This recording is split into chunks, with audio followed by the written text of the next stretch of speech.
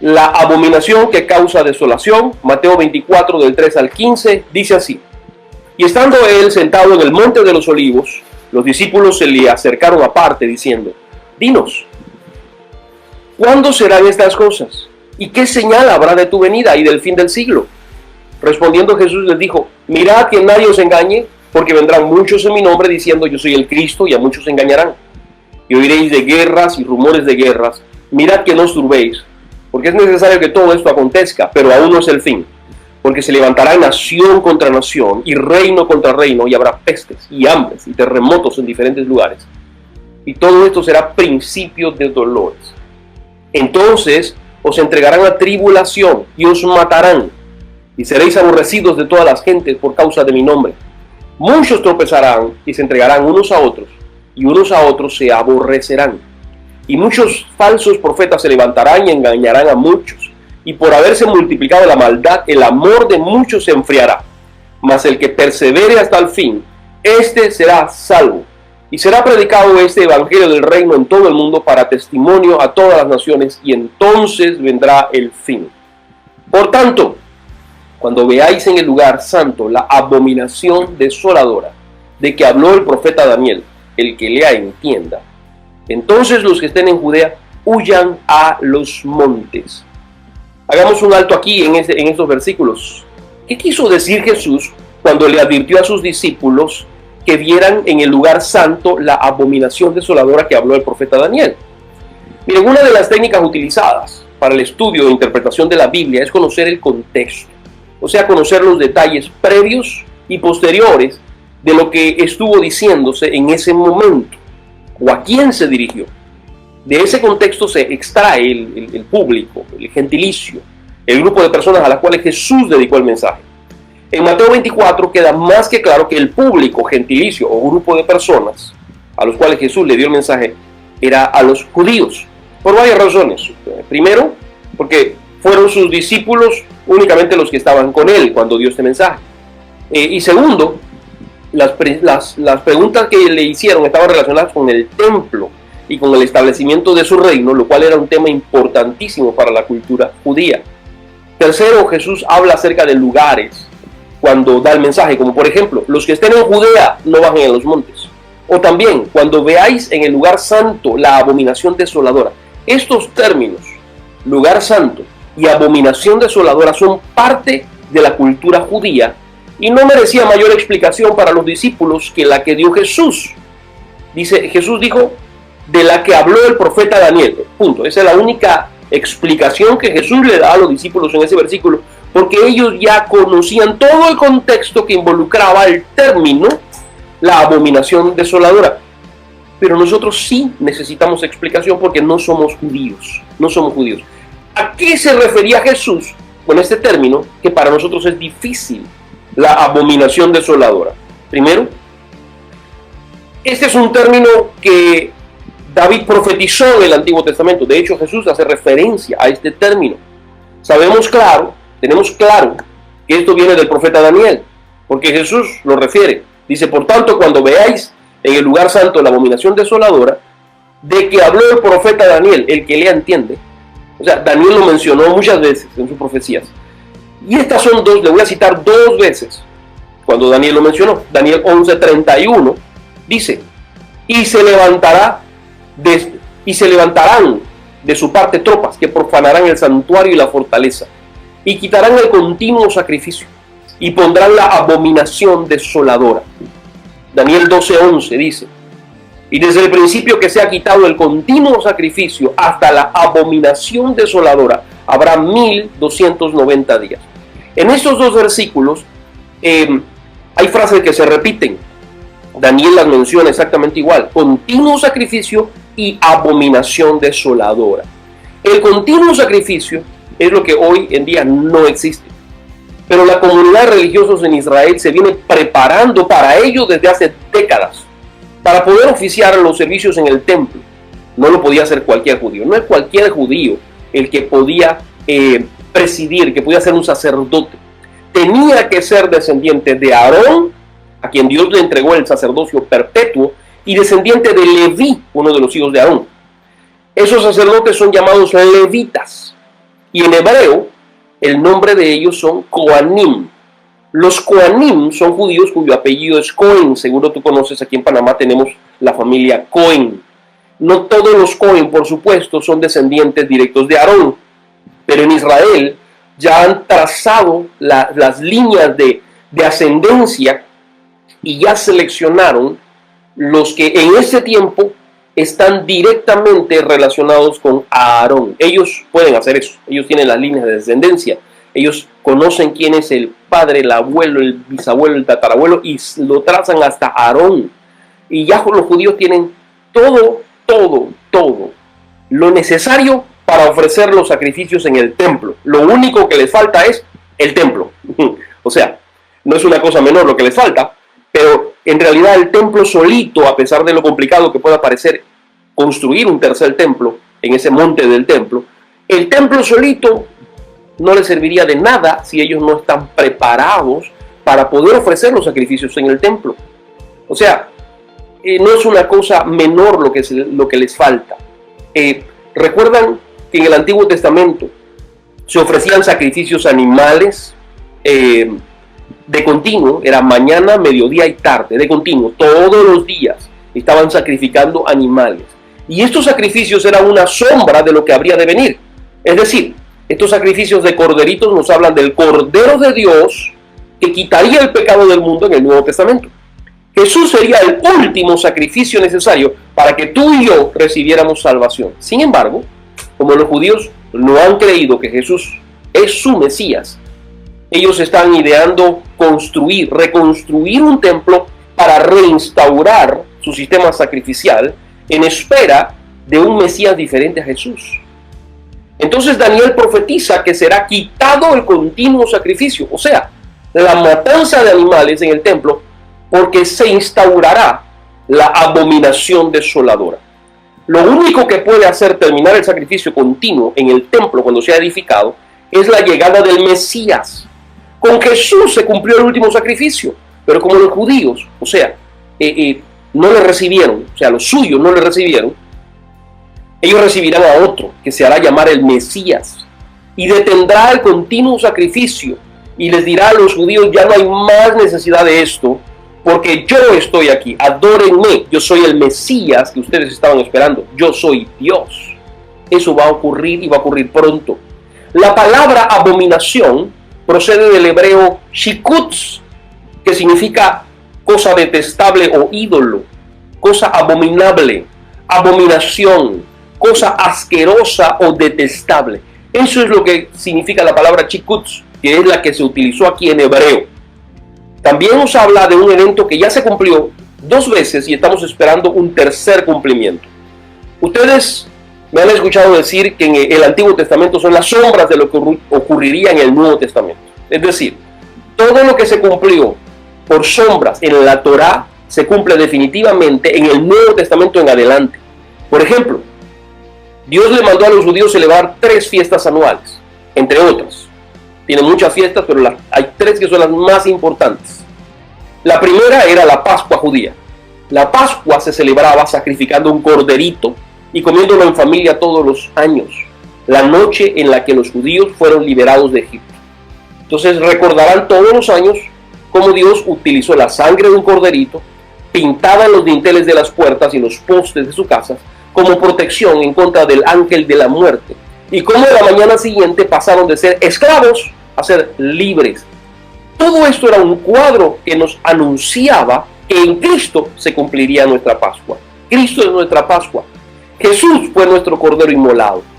Fue sacrificado la misma tarde de la Pascua en que se sacrificaba el Cordero Pascual ese año. Su sangre nos libra de la muerte eterna, y al recibirle significa pasar de ser esclavos a ser libres. O sea, la sombra del Antiguo Testamento era la ordenanza de celebrar la Pascua todos los años de la misma manera. El cumplimiento cabal o completo vino en el Nuevo Testamento a través de la persona de Jesucristo.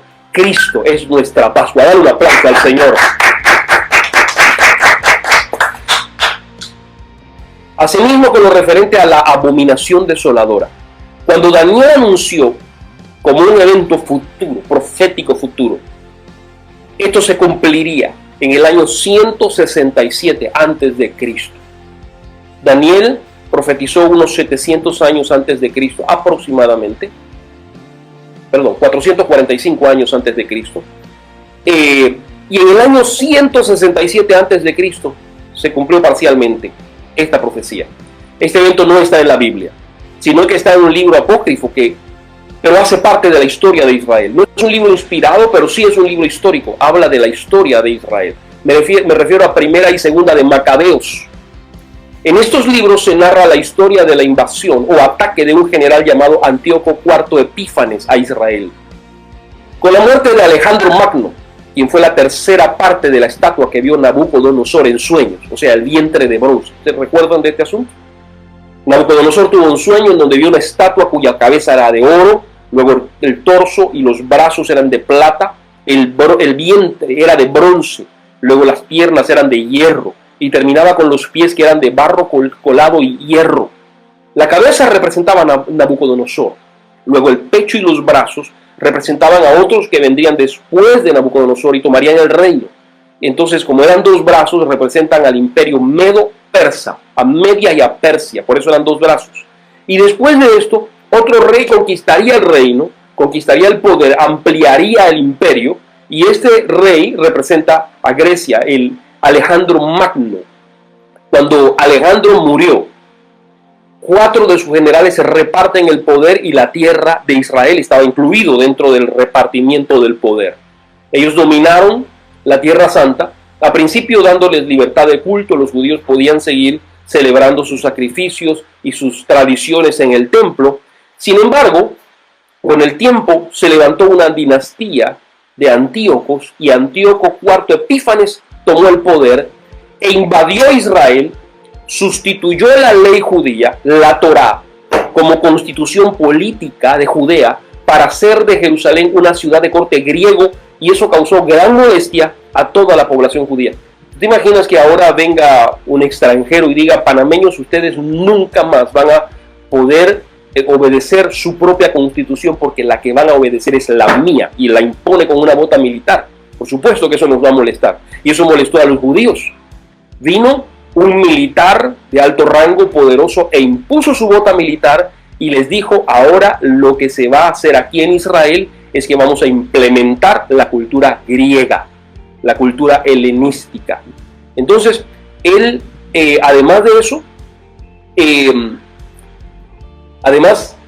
hizo reformas radicales en materia religiosa. Suprimieron todos los ritos tradicionales judíos, prohibieron los sacrificios en el templo, prohibieron la observancia del sábado para los judíos, el sábado, el Shabbat.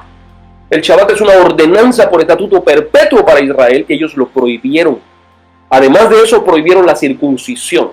Toda madre que diera a luz a un niño y a los 8 días lo circuncidara, ambos iban a ser muertos, y de hecho eran muertos y exhibidos públicamente, el niño y la madre, por haber circuncidado al niño a los 8 días. Todos los ejemplares de la Torá, de la ley judía, fueron quemados. Y el que no quemaba el ejemplar de la Torá que tenía en su poder, muerte con él, lo mataban. El templo fue transformado en un santuario pagano y levantaron en medio del templo una estatua de Zeus olímpico.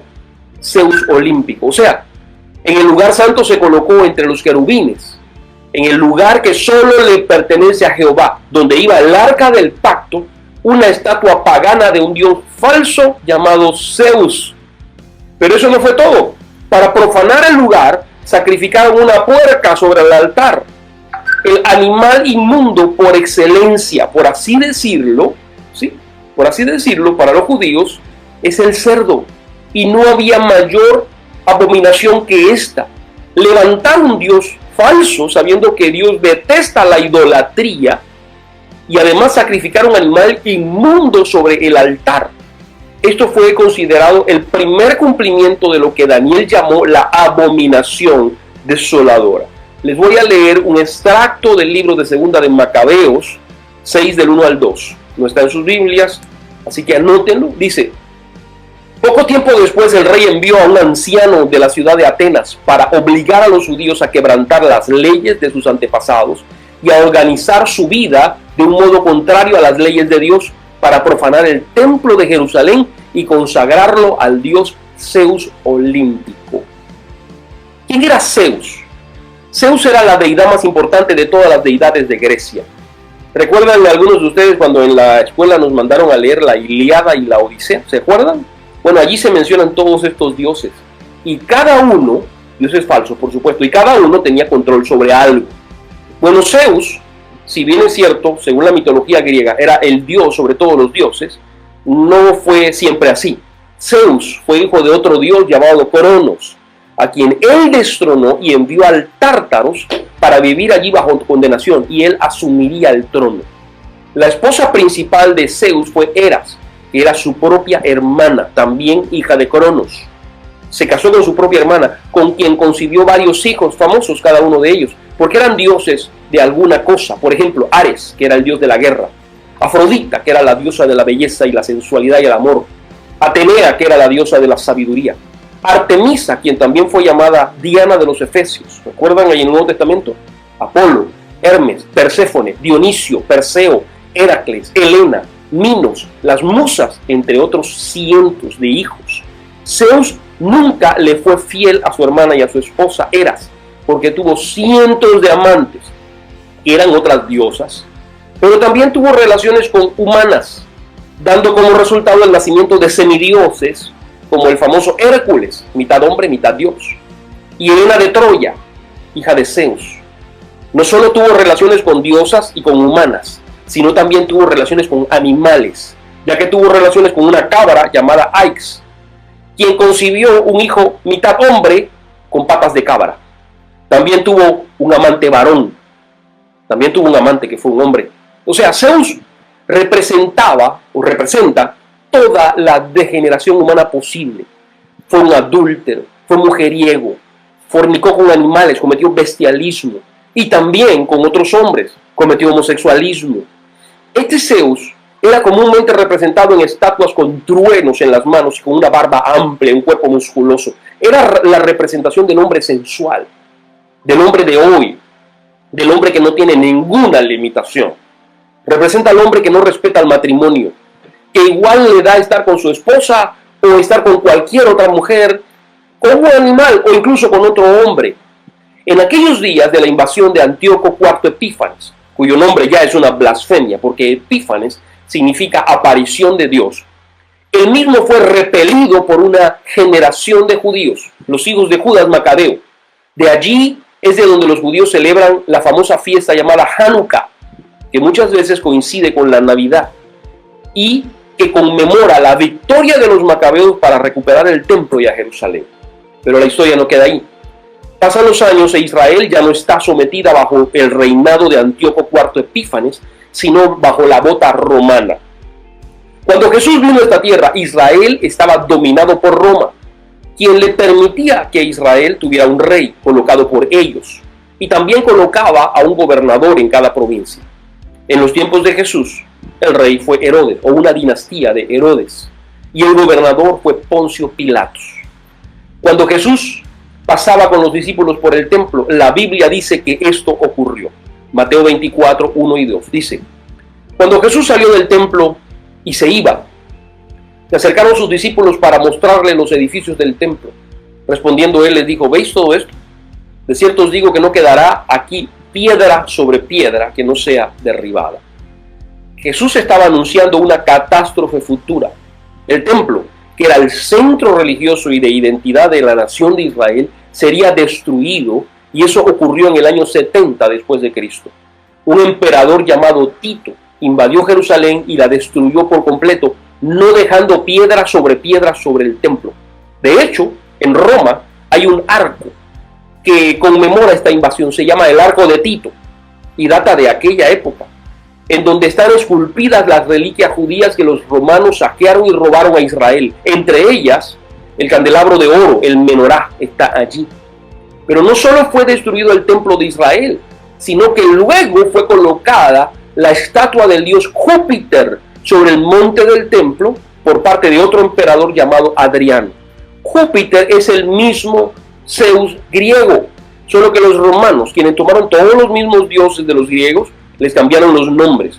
El mismo ídolo abominable es colocado en el mismo lugar que profetizó Daniel y que hizo siglos atrás Antíoco IV Epífanes. Y para rematar el asunto, le cambiaron el nombre de la ciudad de Jerusalén y le pusieron Aelia Capitolina, que significa la ciudad gobernada por Júpiter, el dios de ellos. Y el nombre del país se lo cambiaron a Filistina para acabar con la identidad de los judíos. Adriano le puso este nombre en honor a los antiguos enemigos de Israel, los filisteos, y luego en español pasó a llamarse Palestina. De hecho, en árabe todavía se llama Filistina. Pero hay un cumplimiento definitivo en nuestros tiempos. Ajústate los cinturones, porque lo mejor no está en la historia pasada, sino que está pasando enfrente de nuestras narices y no nos estamos dando cuenta. Para poder descifrar este misterio de qué representará la abominación desoladora y cuándo se cumplirá, debemos echar un ojo a nuestra historia reciente, y para ello vamos a leer estos versículos. Acompáñame al libro de Apocalipsis, capítulo 2, versículos 12 al 13. Dice así: y escribe al ángel de la iglesia de Pérgamo, el que tiene la espada aguda de 2 filos, dice esto: yo conozco tus obras y dónde moras, donde está el trono de Satanás, pero retienes mi nombre y no has negado mi fe, ni aun en los días en que Antipas, mi testigo fiel, fue muerto entre vosotros, donde mora Satanás. A todas las iglesias de Asia del Antiguo Testamento, Dios le dirige un mensaje y se lo da al profeta Juan en la isla de Patmos. Es el mensaje de las iglesias del Apocalipsis. Y una de esas iglesias fue la iglesia de Pérgamo. Pérgamo es el lugar donde queda la actual Turquía. Y Dios dice: sé dónde moras. Moras donde está el trono de Satanás. Pero sucede que el trono que estaba edificado en Pérgamo no era de Satanás, era de Zeus. ¿Qué quiere decir eso? Que Satanás se oculta bajo diversos nombres, pero es el mismo siempre. En la civilización egipcia llevó el nombre de Ra, dios de todos los dioses. En la babilónica fue Marduk.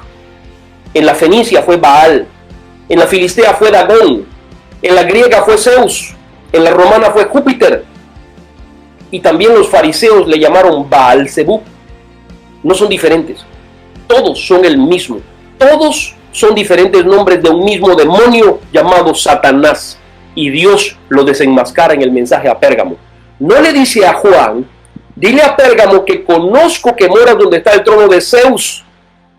Sino le dice: yo sé que moras donde está el trono de Satanás. Eso ya nos aclara un montón de cosas. Miren, en el siglo XIX, específicamente en el año 1871, el arquitecto alemán Karl Humann sintió un celo por las ruinas arquitectónicas de la antigua Grecia que estaban siendo vandalizadas en Turquía. Anteriormente no se llamaba Turquía, era el Imperio Otomano. La gente se estaba robando los mármoles y las columnas de los antiguos templos y lo colocaban en sus casas. Entonces el arquitecto Humann pidió permiso a las autoridades y encontró el templo. Él pidió permiso para hacer excavaciones arqueológicas y encontró el templo, el trono que se menciona en el libro de Apocalipsis. Encontró el trono de Zeus, o más bien el trono de Satanás, y se lo llevó completito para Berlín, en donde está hasta el día de hoy. El trono a Satanás se exhibe en una isla en Alemania que le llaman la Isla de los Museos, y el museo se llama el Museo de Pérgamo. Y mucha gente visita ese lugar con propósitos turísticos, y muchos otros lo visitan para adorar a Satanás en el trono de Satanás.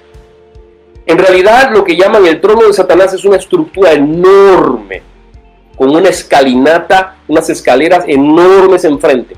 Tiene 2 pabellones, derecha y izquierda, llenas de columnas griegas ricamente decoradas por ambos lados, y un pabellón en medio, en forma de podio, que representa el trono en sí. A un lado y al otro lado de los pabellones laterales hay esculturas de todos los dioses griegos, y no era para menos, ya que se trataba del trono del falso dios de todos los dioses, Zeus o Satanás, que ya les he dicho. Hasta hoy esa reliquia arquitectónica existe en el Museo de Pérgamo en Berlín. Turquía ha reclamado la devolución, pero Alemania le dice: no tienes derecho a reclamarlo y no te lo voy a devolver. Pero no todo queda aquí. En 1934, Adolfo Hitler se convirtió en el dictador de Alemania y Hitler ordenó la construcción de una tribuna enorme en un campo llamado Zeppelin en Nuremberg, específicamente con el propósito de tener sus reuniones multitudinarias nazis. Para ese entonces, el arquitecto Albert Speer, quien fue el arquitecto nazi encargado de la construcción de esta plaza, se basó en el trono de Pérgamo, o sea, en el trono de Satanás, e hizo una réplica que hizo llamar la tribuna Zeppelin, en donde se llevaron las reuniones y demostraciones de poder más grandes nazis de Alemania. O sea, Hitler se mandó a construir una copia monumental del trono de Satanás para él. Entonces, ya sabemos de dónde vino el odio a los judíos y los horrores del Holocausto. Pero hay más. En el año 2008, para celebrar la aceptación como candidato demócrata en las elecciones de Estados Unidos, Barack Hussein Obama se mandó a construir una réplica del trono de Pérgamo para dar su discurso. Sí, señores, si lo buscan en internet, y yo lo voy a colocar aquí, Obama se mandó a construir, al igual que Hitler, una réplica del trono de Satanás en el año 2008. De allí su carácter y cómo desarrolló sus presidencias, las dos, con su carácter encantador y con sus dotes de orador, conquistó los corazones del pueblo estadounidense, pero fue quien llevó el aborto a nuevos niveles. Fue quien aprobó el matrimonio homosexual en los 50 estados de la nación estadounidense. Fue quien aprobó el uso de la marihuana en diferentes estados como uso medicinal y uso recreacional. Y no pudo hacer más, porque Hillary Clinton perdió luego las elecciones donde ganó Trump. Pero aún hay más. En el año 2017, acercándonos ya a nuestros años, durante una campaña política como candidato a la presidencia, Emmanuel Macron, quien hoy es el presidente de Francia, le dijo a los medios: quiero gobernar como Júpiter, el rey de los dioses romanos. Así lo anunció Emmanuel Macron en su campaña electoral. Y esto que les voy a detallar hoy no es porque esté afirmando que este hombre sea el anticristo, pero tiene muchas cosas que llaman la atención. Primero, su nombre Emmanuel, según la Biblia, sería el nombre del Mesías. Mateo 1:23 dice: he aquí la Virgen concebirá y dará a luz un hijo, y llamarás su nombre Emmanuel, que traducido es Dios con nosotros. Mateo cita este versículo del profeta Isaías, cuando el profeta Isaías dijo en Isaías 7:14: por tanto, el Señor mismo os dará señal. De aquí que la Virgen concebirá y dará a luz un hijo, y llamará su nombre Emmanuel. Emmanuel Macron lleva el nombre que fue profetizado en la Biblia, que nosotros entendemos y sabemos que es un título, porque nuestro Mesías se llama Jesús, nuestro Salvador, Yeshua en hebreo. Emmanuel era un título. Jesús es Dios con nosotros, Él es nuestro Emmanuel, pero le pusieron el nombre de Emmanuel. Segundo, su apellido Macron significa lo siguiente. Macron viene de una palabra griega que suena igual, Macron, pero con K. Un macron en griego es una señal diacrítica, o sea, como una tilde, pero es una rayita situada sobre una vocal para indicar que es larga. Pero también es un signo que la teoría de conjuntos se utiliza para designar el complemento de un conjunto, pero en física de partículas se utiliza para diferenciar las partículas de las antipartículas. Es decir, un protón sin esa rayita es simplemente eso, un protón. Un protón se identifica con una P, pero si lleva la rayita, o sea, el macrón arriba de la P, ya no es un protón, sino es un antiprotón. ¿Sí? O sea, el nombre completo de este hombre, Macron Emmanuel, bien podría ser anti-Dios con nosotros. ¿Qué les parece? O sea, anticristo. ¿Qué les parece? Tercero, parece tener inclinaciones raras con otros hombres. En lo que lleva de su mandato, ya ha tenido escándalos de tener amoríos con 2 hombres, los cuales hacían parte de su gobierno, y cuando se destapó el escándalo, tuvieron que ser despedidos o renunciar de su posición, irse, porque tenían relaciones con Macron. a pesar de estar casado con una mujer que es 24 años mayor que él. También él es abiertamente pro LGBT. También hubieron unas fotografías escandalosas de una visita que hizo a un país africano en donde abrazó de una forma extraña a dos muchachos. Ustedes lo van a ver en las imágenes. Cuarto, Macron creó ya desde 2018 una alianza de 10 países para formar un fuerte ejército. Y la noticia dice lo siguiente: un majestuoso desfile en la avenida de Campos Elíseos de París dio así un impulso a la llamada Iniciativa de Intervención Europea, IEI, rubricada en 2018, con la que el presidente francés Emmanuel Macron quiere fomentar una cultura defensiva común que posibilite reaccionar militarmente ante cualquier emergencia. Fuerzas de Alemania, Reino Unido, Bélgica, Dinamarca, España, Estonia, Finlandia, Holanda y Portugal, estas se suman a las de Francia, 10 naciones, en una exhibición que contó con 4.300 militares, 196 vehículos, 237 caballos, 69 aviones y 39 helicópteros. Si cuentan bien, son 10 naciones. ¿Y qué dice la Biblia acerca de esto? Apocalipsis 17, del 12 al 14 dice: y los 10 cuernos que has visto son 10 reyes que aún no han recibido reino, pero por una hora recibirán autoridad como reyes juntamente con la bestia. Estos tienen un mismo propósito y entregarán su poder y su autoridad a la bestia. Pelearán contra el Cordero y el Cordero los vencerá, porque Él es Señor de señores y Rey de reyes, y los que están con Él son llamados elegidos y fieles. O sea, estos 10 reinos son habilitados por el anticristo por una hora, juntamente con la bestia, y dice la Biblia, pelearán contra el Cordero, o sea, contra Jesucristo, y el Cordero los vencerá. Quiere decir que estos reyes tienen capacidad de pelear, o sea, representan ejércitos, que es lo que ya formó Macron. Quinto, Macron proviene de una familia judía, trabajó para la banca Rothschild en Francia, y los Rothschild, así como los Rockefeller en los Estados Unidos y otras familias adineradas, hacen parte del famoso Club Bilderberg, quienes son a su vez parte de un grupo élite, el grupo élite que controla el mundo, llamado los Illuminati. En Europa ya hay quienes le llaman a Macron el Mesías. En una publicación del 15 de agosto del 2017, el diario Deutsche Welle de Alemania se publicó un artículo con este título: Macron, el Mesías que aún aprende a ser presidente. El Mesías que aún aprende a ser presidente.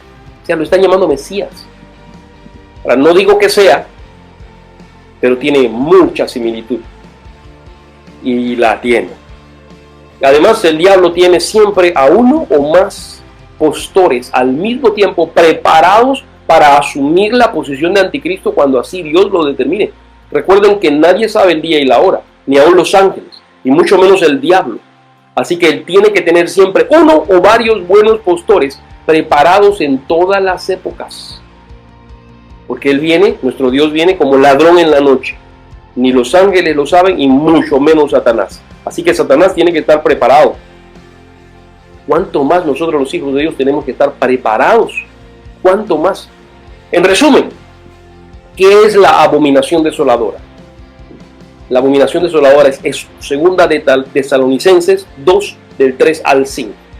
Dice así la palabra: nadie se engañe en ninguna manera, porque no vendrá sin que antes venga la apostasía y se manifieste el hombre de pecado, el hijo de perdición, el cual se opone y se levanta contra todo lo que se llama Dios y es objeto de culto, tanto que se sienta en el templo de Dios como Dios, haciéndose pasar por Dios.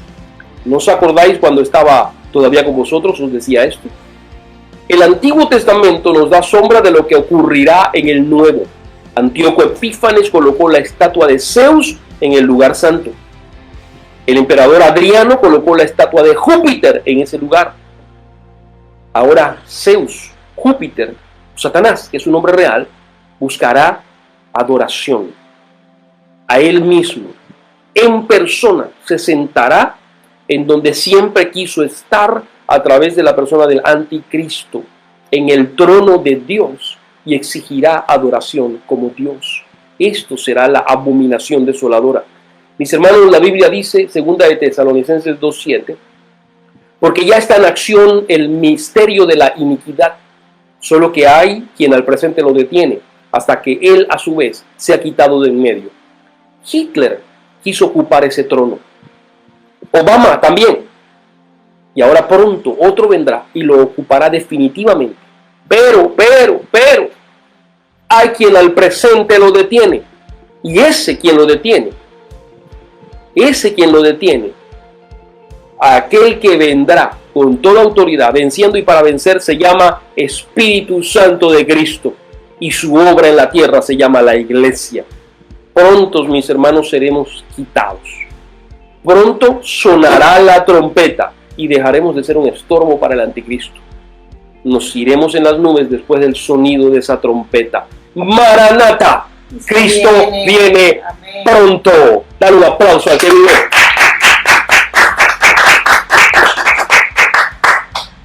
Mis queridos y amados hermanos, todo lo que les he relatado está pasando delante de nuestras narices.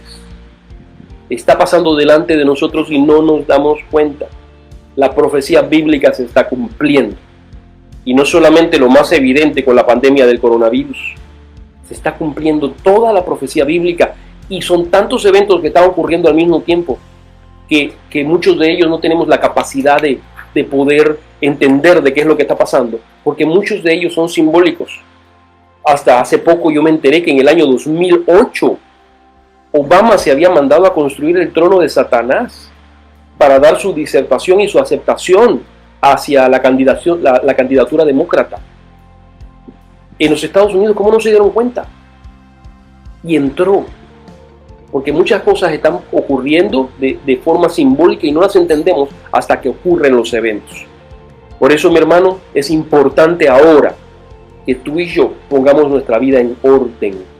Dios viene por una iglesia limpia, pura y sin mancha, sin arruga. Dios viene por una iglesia que esté santificada y preparada para Él.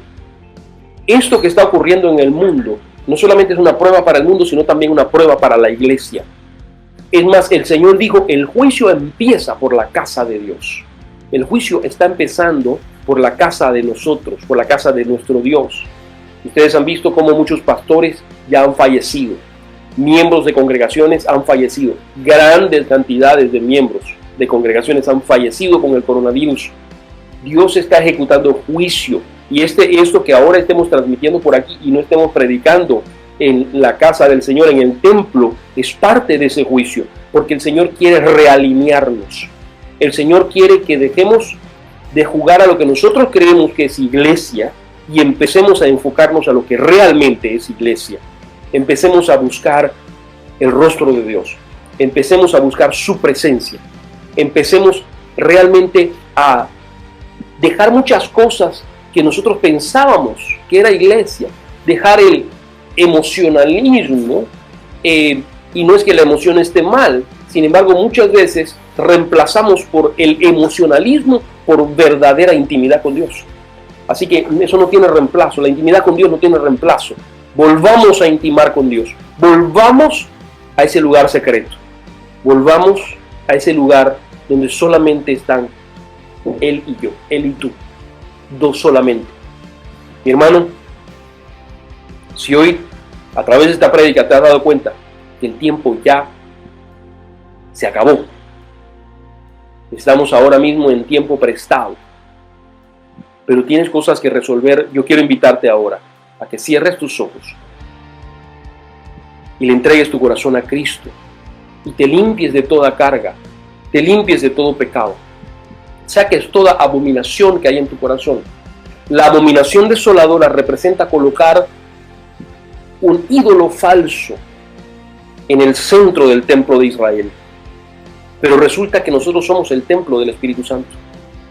Si en el centro tuyo, que es tu corazón, Jehová no es el que reina, sino que está reinando el Dios Mamón, el Dios del dinero, o está reinando la ansiedad, o está reinando la lujuria, o está reinando otra cosa que no sea Jehová, entonces tú has dejado entrar la abominación desoladora en tu corazón y es peligrosísimo.